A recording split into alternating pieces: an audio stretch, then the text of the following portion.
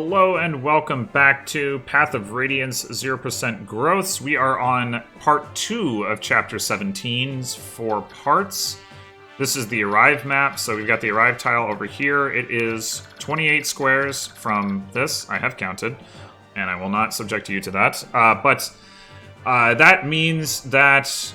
Well, it means a couple things. It means, I think, if you were playing a normal LTC, you would put Marcia here, you would give her the boots, you would smite her, shove her, have her move 11 squares, smite her, shove her, have her move 11 squares, and ta-da, you've made it in 2 turns.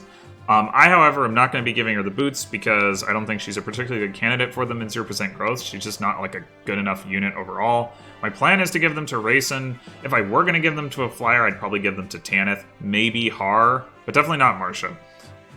So, as a consequence of that, I don't have the option of doing this in 2 turns, so I'm going to try to do it in 3. 28 squares, of course, is also 9 times 3 plus 1. So that's pretty easy to do. You'll notice, however, that Marcia isn't in this position, and we can't move her there because we don't have the reposition option.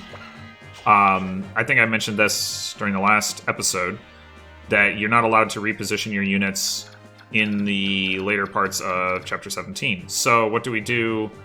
Well, we can still use Smite and Shove to solve that problem. In theory, if that wasn't an option, or if I specifically had wanted to do the 2-turn clear, I would have needed to reverse my deployment order in the previous chapter. And I did actually do some investigating on this.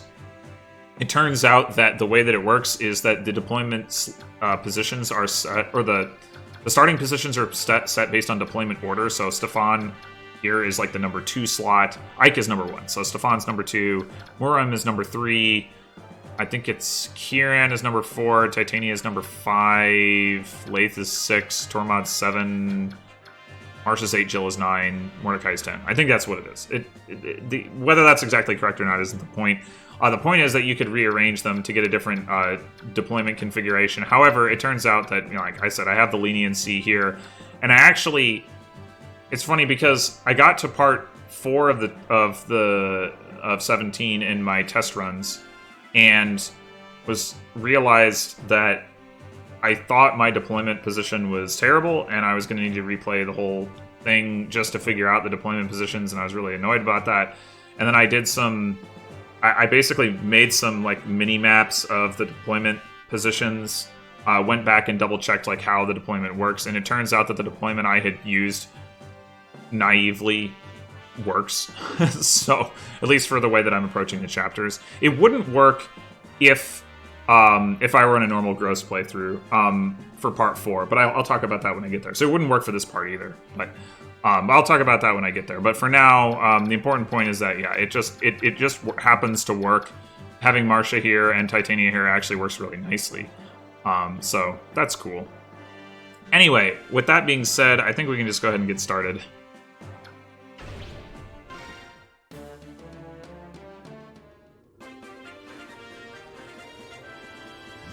So we're going to start with having Titania take out one of these dudes. Looks like this one. Completely superfluous soul activation. Why not?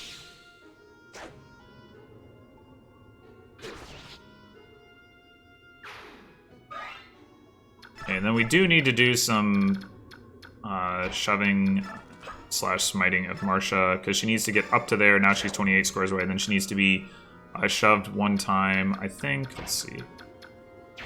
1, 2, 3, 4, 5, 6, 7, 8, 9. Yep, okay, cool. So Lath can shove Marcia from here this turn, and then can shove Titania next turn, which we do want to do, because that way we can get Titania across as well. Titania can actually be the one to arrive in this. I have the option of either using Marcia or Titania, which is nice. Alright, so we're going to have Marcia take this guy out. She did get hit, but that's not a huge concern. We can have Tormod heal her next turn. And then we're going to rescue Mordecai.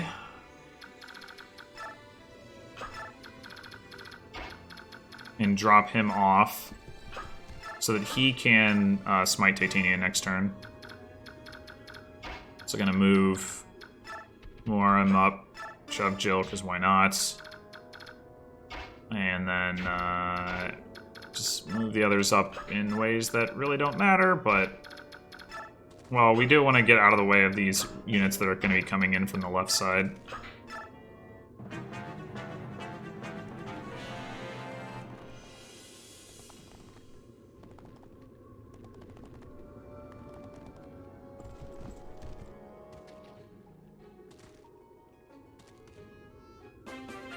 Alrighty, so... First thing, let's go ahead and heal Marcia up.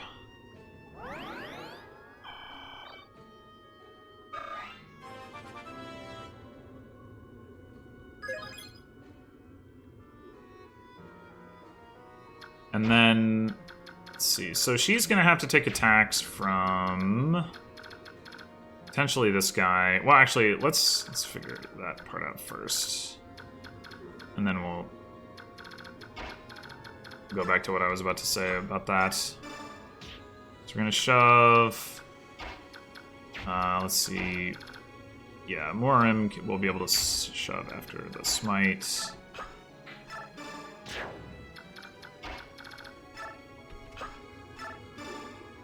Alright, so that puts Titania in position to actually take this guy out. 1, 2, 3, 4, 5, 6, 7, 8, 9. Without aggroing this guy or this guy, which is important because they can end up blocking the way to the tile if I do aggro him. So I'm going to go ahead and have her do that.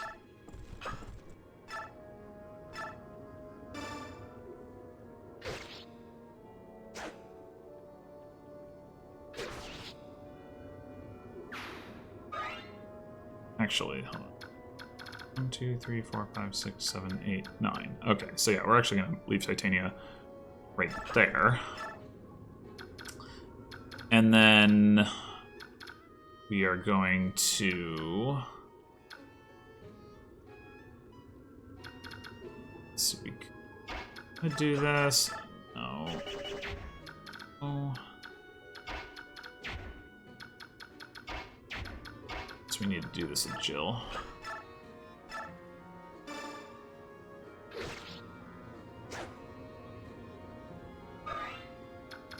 He's gonna head up and just be able to help out. I guess I didn't actually mention this. Alright, so we do need, yeah, we do need this to be able to take this guy out. So earlier I was gonna look at whether Marcia should equip a sword, a lance, or nothing at all. But we're just gonna go with the lance. I don't remember whether I mentioned that Jill weighs too much to be smote by Mordecai, so when in terms of my getting lucky with my deployment, like there's a bunch of different factors. Like Kieran is too heavy to get shoved by Lath, so like unlike Titania, so like that would have been a factor. Yeah, Mordecai can't smite Jill, so like it really just kind of worked out in my favor for like, no particular reason.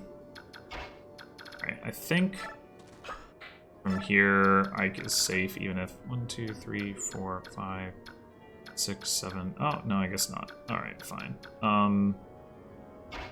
Just block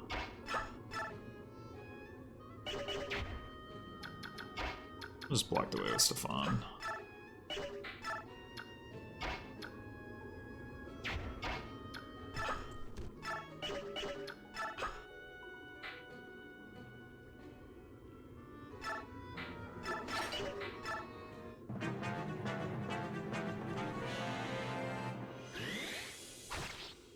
And if they hit him, then maybe Tormod gets to heal. Probably not. Oh, not a kill. Oh, Tormod gets to heal. Super.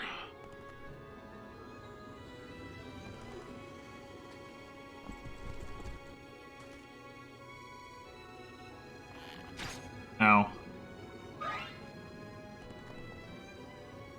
So this is a scary part where Marcia has to tank a bunch of hits. Well, dodging Dodging even one of them, I think, is sufficient for her not to die. 2 of them, that's definitely sufficient. Okay, that guy's going for Titania anyway, which makes sense because he's got a pole axe. Alright, now we don't even need to kill the archer because Titania and Marcia can both move around him and take the arrive tile. So, easy peasy. And here are her reinforcements. Very relevant. Did I even mention that I was reinforcing with them? I don't think I did. I think I forgot to mention it. But yeah, so the big thing here is the reason that I deployed them, well, I guess there's 2 reasons. One is that next chapter is a defense map on which they're going to have plenty of opportunities to heal. And number 2 is I need the ward staff for part 4. So we need to make sure we get that at some point. Alright, so at this point, we just need to do some cleanup and then on to... Actually, hold on. Can we, any kind of way, get you over here? If we smite you, I mean, we might as well try.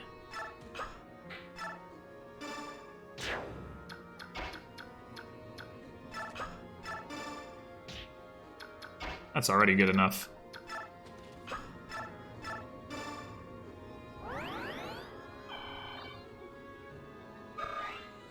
And then...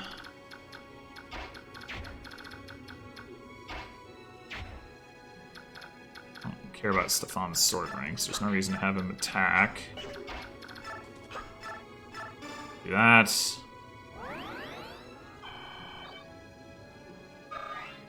Shouldn't be anybody else injured, and if they were, I probably couldn't reach them anyway. So what else do we care about? If anything... It would be nice to get, like, Jill to D-axes, for example, but I don't know if I even want to use up Forge usages for that. Realistically, it's just never going to happen. So, I think we're just gonna... I guess we could... Marcia could swing with a sword. Titania can arrive anyway. Wait, hold on. 1, 2, 3, 4, 5, 6, 7, 8... 9. No, there's no way that's... Set up a heal on that.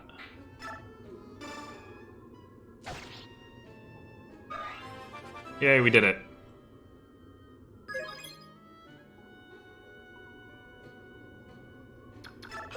Alright, so that will do it for this part in 3 turns. And I will be back soon enough with part 3, which is the defense map. So thanks for watching, and until then.